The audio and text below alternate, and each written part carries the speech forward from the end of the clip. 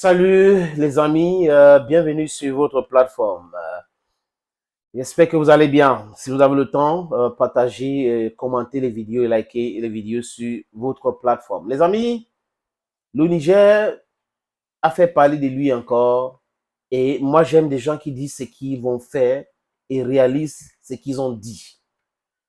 Abdurrahman Tiani et le Conseil national de la sauvegarde de la patrie, ils avaient dit qu'ils vont résilier le contrat.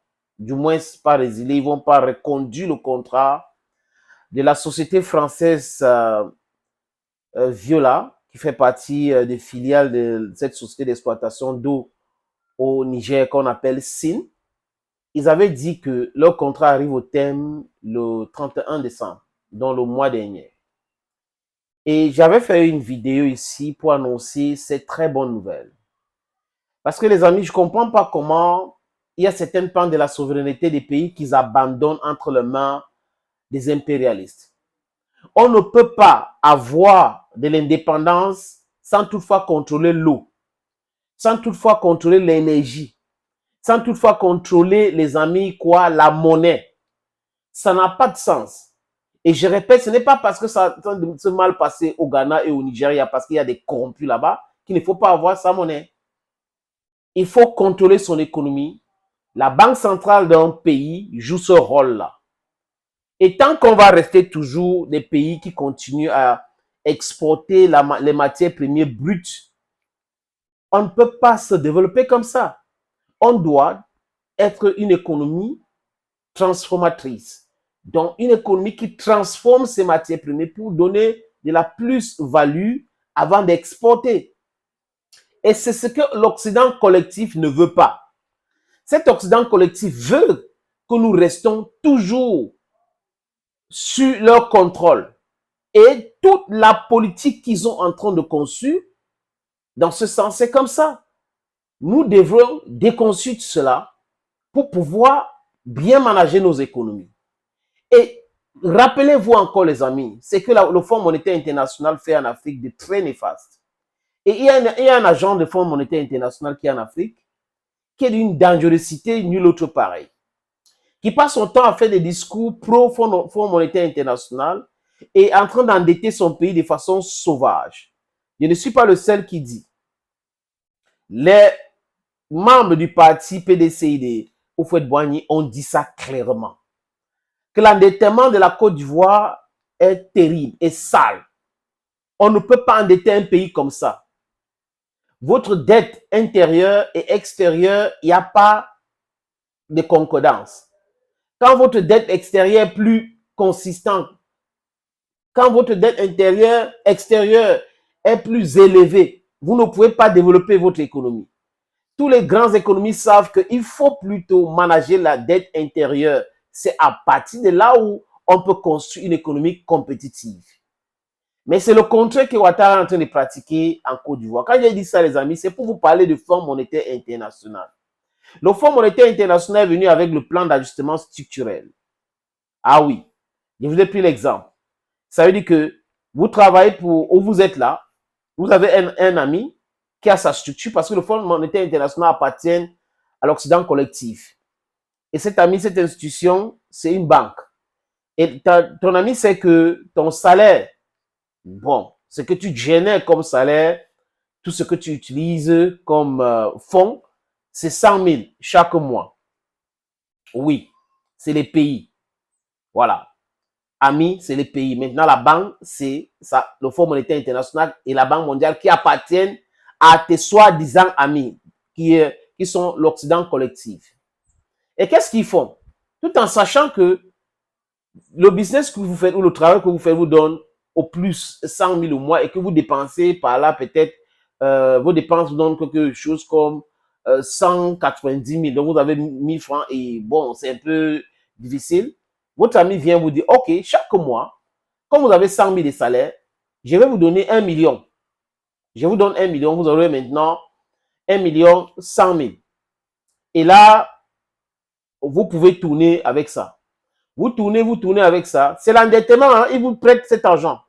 Et à un moment donné, il vous dit, OK, je vous avais donné une période de moratoire de 10 ans. Je pense que maintenant, il faut rembourser cet argent. C'est l'institution de votre ami qui vous dit ça, qui est le Fonds monétaire international. Et là, vous commencez à dire que c'est compliqué pour moi. Qu'est-ce que je vais faire? Comment je vais faire pour rembourser? Parce que j'ai seulement 100 000. J'ai 100 000 au mois. Comment faire donc pour rembourser? Votre ami vous dit, ben, je peux discuter avec les administrateurs de la banque et tout ça là, qui est le Fonds monétaire international et la Banque mondiale. Ils vont voir comment faire et échéancier votre remboursement. Et pendant ce temps, ils vous disent, OK, votre fille qui est là, j'aime beaucoup votre fille, hein, votre femme aussi. Est-ce que de temps en temps, vous pouvez envoyer votre femme chez moi? Ça, c'est l'exploitation sauvage. Et comme vous êtes affaibli par les dettes, vous n'avez pas de choix, vous êtes obligé d'envoyer. Après, il vient vous dire, bon, il y a les régimes de plantains derrière votre maison là. Vous vendez à combien? Vous dites que non, je vends ça souvent à 10 000. Non, je ne peux pas acheter à 10 000. Je vais prendre ça à 2 000. Et vous faites comme si vous voulez discuter avec lui. Je parle là de matière première. Il dit, non, OK, si c'est comme ça, OK, bon, nous allons demander le remboursement, nous allons vous asphyxier, nous allons les agents de notation et autres. Et là, vous pliez. Vous lui donnez ça à 2 000. Voilà l'exploitation sauvage de l'Afrique. Et il revient en disant que, OK, je pense que pour mieux rembourser cet argent, nous allons vous proposer une stratégie économique qui sera fiable. Il faut faire quoi? Quand vous louez une maison de 250 000, comme vous donnez 2,5 millions, c'est préférable aujourd'hui que vous allez dans une maison de 15 000. Donc, vous quittez une maison que vous louez de 250 000 à une maison de 15 000. Et vous dites que, OK, vous utilisez le gaz par mois, peut-être à l'époque, comme vous avez 1,1 million avec les prêts, le gaz de 50 000 ou 200 000. On vous suggère maintenant d'acheter juste une bouteille de gaz de 6 500, quelque chose comme ça, et que vous devrez vous battre à utiliser ça par mois. Ou, ça veut dire que vous utilisez comme ça, et quand vous êtes en train de l'utiliser, vous dites que non, mais le gaz que je vous vends là, pas c'est moi qui vends le gaz. Je pense que c'est mieux de payer ça un peu plus cher. Donc, on augmente les prix, les subventions qu'on enlève. Voilà comment cette organisation fonctionne. Et les Africains sont allés entrer là-dedans pour s'endetter de façon sauvage. Et c'est le Fonds monétaire international qui dicte la politique dans beaucoup de pays en Afrique aujourd'hui. Au Cameroun, on n'en parle plus. Le ministre de l'économie, c'est le Fonds monétaire international. Parce qu'ils disent, arrêtez les subventions, augmentez le prix du carburant, on augmente parce que ils ont donné l'argent, il faut qu'on les rembourse vite fait. Or, ces fonds monétaires internationaux devaient encourager les pays qui produisent le pétrole de raffiner sur place pour aider à réduire l'inflation et la vie chère. Mais ça ne les regarde pas. Il faut asphyxier ce genre. Il faut prendre le contrôle de tout. Après, on vous dit il faut privatiser. Plan d'ajustement structurel. C'est de ça que je parlais tout à l'heure. Ils disent, OK, il y a des trucs à faire. Je pense que votre ordinateur, là, il faut laisser que c'est telle autre personne qui doit gérer. Telle autre chose, c'est telle autre personne qui doit gérer. Un privé, quelqu'un d'autre qui n'a pas le même stress que toi. Je pense que ça sera rentable. Voilà comment les pays africains ont tout vendu. L'énergie électrique, ils ont privatisé. L'eau, ils ont privatisé. Vous voyez un peu, les amis. Donc, comment comprendre que la France gère l'eau chez elle, la France gère l'électricité chez elle, et c'est la France qui vient gérer l'électricité et l'eau chez nous. Donc, Abdourahmane Tiani a raison, entièrement raison, de ne pas renouveler le contrat de Viola, qui est cette filiale de la société française qu'on appelle SIN. C'est bien, il faut qu'ils partent gérer l'eau chez eux.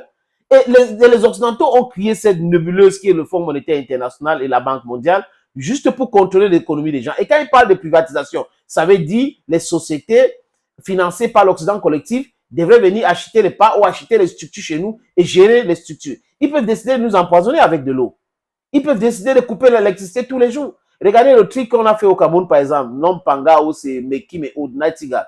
C'est une grosse escroquerie. L'arnaque a lu l'autre pareil. Il y a les délestages au Cameroun aujourd'hui comme pas possible. Donc, voilà donc le rôle de ces organisations-là. Donc, le Niger aujourd'hui gère son eau. C'est la Nigérienne des eaux qui gère l'eau au Niger aujourd'hui. Je dis c'est une bonne chose. Abdourahmane Tiani, force à vous, mon général. C'est comme ça qu'il faut faire. Il faut nationaliser tout.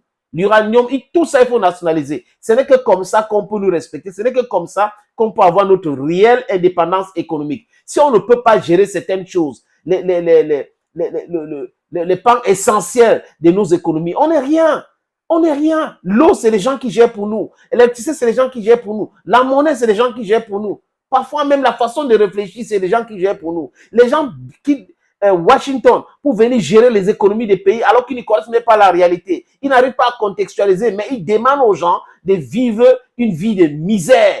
C'est comme ça, on est misérable parce que ceux qui nous gouvernent n'ont pas la sagacité nécessaire pour comprendre que lutter pour l'indépendance économique, c'est une bonne chose, c'est une bonne guerre. Et ils ne veulent pas mener cela parce qu'ils ont les intérêts à l'extérieur, ils volent de l'argent, ils mettent dans les banques à l'extérieur. Et dans leur plan, c'est qu'un jour, ils vont aller vivre là-bas si on les chasse au pouvoir. Oui, c'est de ça qu'il est question. Donc, force et courage à Abdulrahman Tiani. C'est comme ça qu'il faut réagir. Thank you, friends. Thank you again.